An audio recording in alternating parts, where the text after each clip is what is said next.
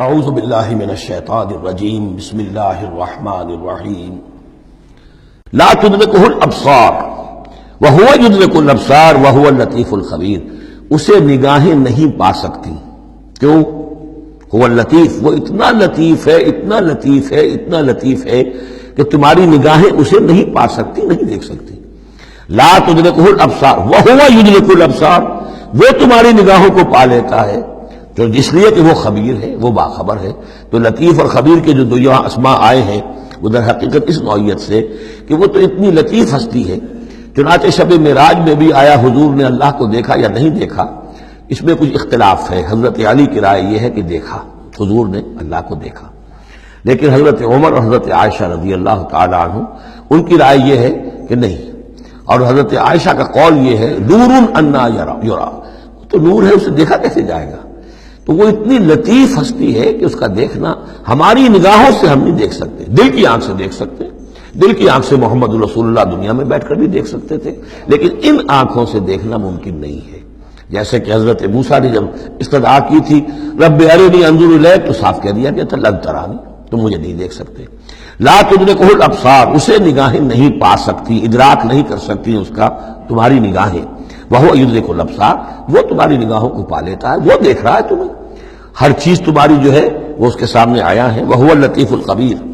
قد جاءکم بصائر من ربکم، دیکھو تمہارے پاس آ چکی ہیں بصیرت افروز باتیں تمہارے رب کی طرف سے۔ فمن ابصر فلنفسہ، تو جو کوئی دیکھے گا، آنکھیں کھولے گا، حقائق کا مواجہہ کرے گا، حقیقت کو تسلیم کرے گا، تو وہ اپنے بھلے کے لیے، فلنفسہ۔ ومن عمی فعلیہا، اور جو کوئی اندھا بن جائے گا، آنکھیں بند کر لے گا، حقیقت کو نہیں دیکھنا چاہے گا کسی تعصب کی وجہ سے، ہردرمی کی وجہ سے، ضد کی وجہ سے، تو اس کا سارا وبال اس پر آئے گا۔ وما انا علیکم بحفیظ، اور بہرحال میں تمہارا کوئی نگران نہیں ہوں، میں تمہارے اوپر کوئی ٹھیکیدار نہیں ہوں، میں تمہاری طرف سے جواب دہ نہیں ہوں۔ وکذالک نصرف الآیات، اور اسی طرح ہم اپنی آیات کو گردش میں لاتے ہیں۔ ولیقولوا درست، تاکہ یہ پکار اٹھے کہ اے نبی صلی اللہ علیہ وسلم آپ نے سمجھانے کا حق ادا کر دیا۔ درستہ اصل میں عربی زبان میں آتا ہے درس یدرسو، لکھنا مٹانا، لکھنا مٹانا۔ جیسے بچے شروع میں جب کوئی تعلیم حاصل کرتے ہیں تو تختی ہے، تختی لکھی پھر دھو دی، پھر لکھی پھر دھو دی۔ اب تو خیر تختی وقتی شاید آج لوگوں کے ذہنوں سے نکل گئی ہوں گی باتیں۔ آج کا بچہ کیا سمجھے گا تختی کس بلا کا نام ہے؟ یا سلیٹ ہوتی تھی، اب اس میں کچھ کیا، پھر دھو دیا، پھر کچھ لکھا، پھر صاف کر دیا۔ تو یہ ہے کہ کسی کو پڑھانے کے لیے تدریجاً بار بار درس تھا۔ اے نبی آپ نے خوب بار بار ہر طرح سے، ہر اعتبار سے، ایک پھول کا مضمون ہے تو 100 رنگ سے باندھوں، آپ نے بات سمجھا دی۔ وَلِنُبَيِّنَهُ لِقَوْمٍ يَعْلَمُونَ، تاکہ واضح کر دیں ہم اس کو ہر طرح سے ان لوگوں کے لیے جو علم حاصل کرنا چاہیں یا جو علم رکھتے ہیں۔ اتَّبِعْ مَا أُوحِیَ إِلَیْکَ مِن رَبِّکَ، اب دیکھیے یہاں پر میں نے آپ سے کہا تھا کہ بار بار حضور سے خطاب آئے گا، لیکن یہ خطاب صرف حضور سے نہیں ہوتا، یہ حضور کی وساطت سے امت کے لیے بھی، اہل ایمان کے لیے بھی۔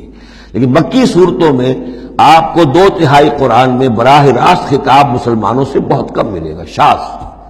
یہ خطاب جو ہے چونکہ جب امت کی شکل بنی ہے مسلمانوں کی، وہ تحویل قبلہ کی بات بنی، اب امت ہے۔ کذالک جعلناکم امۃ وسطا لتکونوا شہداء علی الناس ویکون الرسول علیکم شہیدا۔ پھر خطاب، پھر تو ایک سورہ حجرات جو ہے 18 آیتیں 5 دفعہ یا ایھا الذین آمنوا، یا ایھا الذین آمنوا، یا ایھا الذین آمنوا، یا ایھا الذین آمنوا، لیکن یہ کہ آپ کو اتنی لمبی لمبی صورتوں میں یا ایھا الذین آمنوا ملے گا ہی نہیں۔ اہل ایمان سے بھی جو کہا جا رہا ہے وہ حضور سے واحد کے صیغے میں۔ اتبع ما اوحی الیک من ربک، پیروی کرو اس کی جو وحی کیا جا رہا ہے آپ کی طرف، آپ کے رب کی طرف سے، اور یہ صرف حضور کو نہیں، سب کے لیے۔ لا الہ الا ہوا، اس کے سوا کوئی معبود نہیں۔ واعرض عن المشرکین، اور ان مشرکوں سے ذرا کنارہ کشی کیجئے، ذرا اپنا چہرہ ان کی طرف سے آپ پھیر لیجئے، زیادہ ان کے حال پر توجہ نہ دیجئے۔ وَلَوْ شَاءَ اللَّهُ مَا أَشْرَكُوا، اگر اللہ چاہتا تو یہ شرک نہ کرتے، اگر اللہ کو جبری اختیار کرنا ہوتا اپنا اور بالجبر ان کو ایمان پر لانا ہوتا تو سب کو ایمان پر لے آتا۔ وَمَا جَعَلْنَاكَ عَلَيْهِمْ حَفِيظًا، اور دیکھیے اے نبی ہم نے آپ کو ان پر داروغہ، نگران، ذمہ دار، ٹھیکیدار نہیں بنایا ہے۔ آپ کا کام ہے حق کو واضح کر دینا۔ انذر بہ، ذکر بہ، بشر بہ، اس قرآن کے ذریعے بشارت دیتے رہیے، قرآن کے ذریعے خبردار کرتے رہیے، قرآن کے ذریعے تذکیر کرتے رہیے، آپ کا کام یہ ہے۔ فذکر انما انت مذکر لست علیہم بمسیطر، یاد دہانی کرائیے اس لیے کہ آپ یاد دہانی کرانے والے ہیں، آپ ان کے اوپر داروغہ نہیں ہیں۔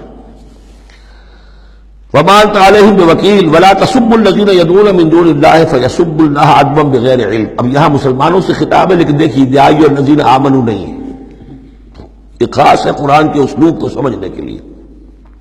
اور مت گالیاں دو ان کو، برا بھلا کہو ان کو جن کو یہ پکارتے ہیں اللہ کے سوا، یعنی کوئی جوشیلا نوجوان مسلمانوں میں سے اور وہ گالیاں دینی شروع کر دے لات اور عزا اور منات کو، کیا ہے یہ، کچھ نہیں ہے، ان کی کوئی حیثیت نہیں ہے، تو یہ ساری چیزیں ٹھیک نہیں ہیں۔ ان کے وہ محترم انہوں نے جو بھی گھڑے ہوئے ہیں، ان کے ذہنوں میں ان کی عظمت ہے، ان کی عقیدت ہے، خام خواہ وہ جوش میں آ کے، غصے میں آ کے اب اللہ کو گالیاں دینے لگیں گے۔ تو اس سے یہ کہ خام خواہ اس طرح کا اشتعال آمیز انداز اختیار نہ کرو۔ ولا تسبوا الذین یدعون من دون اللہ، مت گالیاں دو یا برا بھلا کہو انہیں جنہیں یہ پکارتے ہیں اللہ کے سوا، فیسبوا اللہ عدوا بغیر علم، تو اللہ کو گالیاں دینے لگ جائیں گے زیادتی کے اندر آ کر، زدم زدہ میں آ کر، بغیر علم کے۔ کذالک زینا لکل امۃ عملہم، اسی طرح ہم نے ہر قوم کے لیے اس کے عمل کو مزین کر دیا ہے، وہ اسی میں خوش ہے، مگن ہے۔ ہمارے آباء و اجداد کی مورتیاں ہیں، یہ دیویاں ہیں، دیوتا ہیں، اس میں مگن ہیں، ان کے احساسات ہیں، ان کے جذبات ہیں۔ سمجھاؤ ضرور، انذار کرو، تبشیر کرو، تذکیر کرو، تبلیغ کرو، نصیحت کرو، سب کچھ کرو، لیکن یہ ہے کہ ان کے ساتھ گالم گلوچ نہیں اور ان کے معبودوں کو برا بھلا کہنا نہیں۔ ثم الی ربہم مرجعہم، پھر ان کے رب ہی کی طرف ان سب کو لوٹنا ہے، فینبئہم بما کانوا یعملون، وہ ان کو جتلا دے گا جو کچھ کہ وہ کرتے رہے تھے۔ واقسموا باللہ جہد ایمانہم، اور وہ قسمیں کھا کھا کر کہتے ہیں، ابھی وہی آ گیا جو عمود ہے اس سورہ مبارکہ کا، کچھ عرصے سے اس کچھ رکوعوں سے اس کا تذکرہ نہیں آیا تھا، اب پھر بڑے شد و بد کے ساتھ وہی بات، دکھاؤ ہمیں معجزہ، دکھاؤ ہم ایمان لے آئیں گے۔ کیوں نہیں دکھاتے معجزہ؟ نبوت کا دعویٰ ہے، رسالت کا دعویٰ ہے، عام دعویٰ تو نہیں کر رہے ہو تم، کیوں نہیں کوئی معجزہ دکھاتے؟ جب خود کہتے ہو کہ موسیٰ نے دکھائے، عیسیٰ نے دکھائے، فلاں نے دکھائے، قوم سمود کو دکھا دیا گیا معجزہ، تو آخر کیا قیامت آ گئی، ہمیں کیوں نہیں معجزہ دکھاتے؟ وَأَقْسَمُوا بِاللَّهِ جَهْدَ أَيْمَانِهِمْ، اور اپنے عوام پر اثر ڈالنے کے لیے قسم، خدا کی قسم ہے محمد ہم ایمان لے آئیں گے، آپ دکھائیے تو صحیح ایک دفعہ معجزہ، کیا بگڑتا تھا ان کا قسمیں کھانے میں؟ اقسموا باللہ جہد ایمانہم، وہ اللہ کی قسمیں کھا رہے ہیں اپنی پوری قوت کے ساتھ، شد و بد کے ساتھ۔ لئن جاءتہم آیۃ لیؤمنن بہا، اگر آیت آ جائے، نشانی آ جائے، معجزہ دکھا دیا جائے، وہ لازماً ایمان لے آئیں گے۔ قل انما الآیات عند اللہ، کہہ دیجئے نشانیاں تو سب اللہ کے اختیار میں، میرے اختیار میں نہیں، اللہ کا فیصلہ وہ نہیں دکھانا چاہتا۔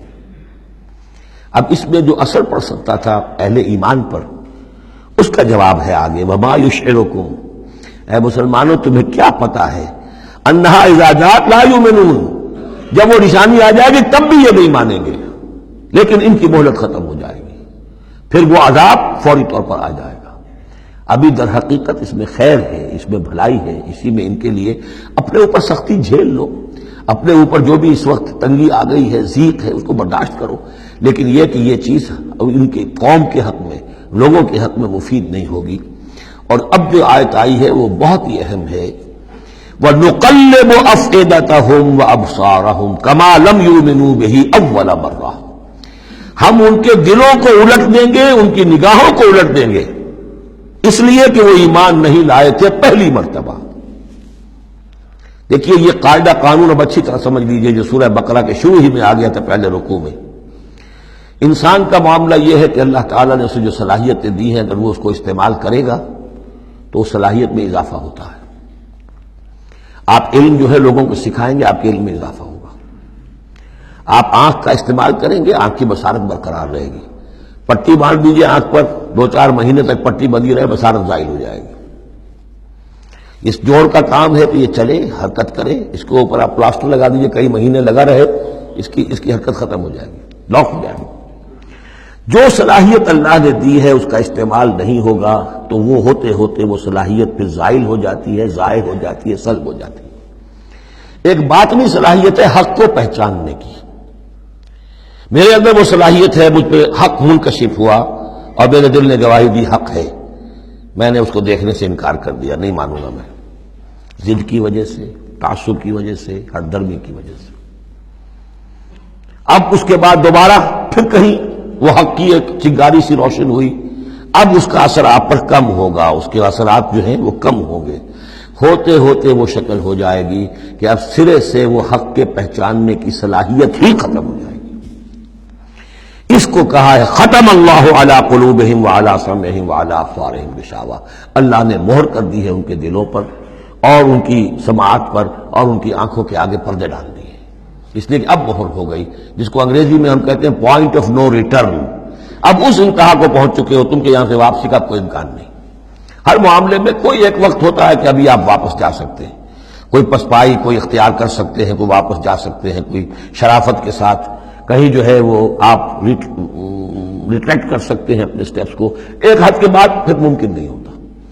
اسی کو یہاں کہا ہے کہ چونکہ جب پہلی مرتبہ حق ان پر منکشف ہو گیا، اللہ نے حجت قائم کر دی، حق منکشف ہو گیا، پہچان لیا ان کے دل نے، ان کی روح نے کہ بصیرت باطنی نے کہ یہ حق ہے، تو فوراً مان لیتے تو خیریت تھی، چونکہ انہوں نے نہیں مانا تو اب تو ہم ان کے دلوں کو الٹ دیں گے، 100 معجزے بھی دیکھ لیں گے تو یہ ایمان نہیں لائیں گے۔ وَنُقَلِّبُ أَفْئِدَتَهُمْ وَأَبْصَارَهُمْ، ہم الٹ دیں گے ان کے دلوں کو بھی، ان کی نگاہوں کو بھی، كَمَا لَمْ يُؤْمِنُوا بِهِ أَوَّلَ مَرَّةٍ، جیسے کہ وہ ایمان نہیں لائے تھے پہلی مرتبہ۔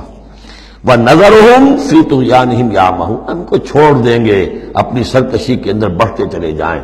یہی وہ لفظ آ گیا جو شروع میں سورہ بقرہ کے آ چکا ہے، باطنی اندھاپا جو ہے، ایک ہے عین میم یہ آنکھوں کا اندھا ہو جانا، ایک ہے عین میم ہے دل کا اندھا ہو جانا، ہم چھوڑ دیں گے یہ باطنی جو ان کی ذہنی نفسیاتی اور اخلاقی جو ان کی گمراہیاں ہیں اور جو اندھیارے ہیں ان میں بھٹکتے ہوئے چھوڑ دیں گے۔ صدق اللہ العظیم۔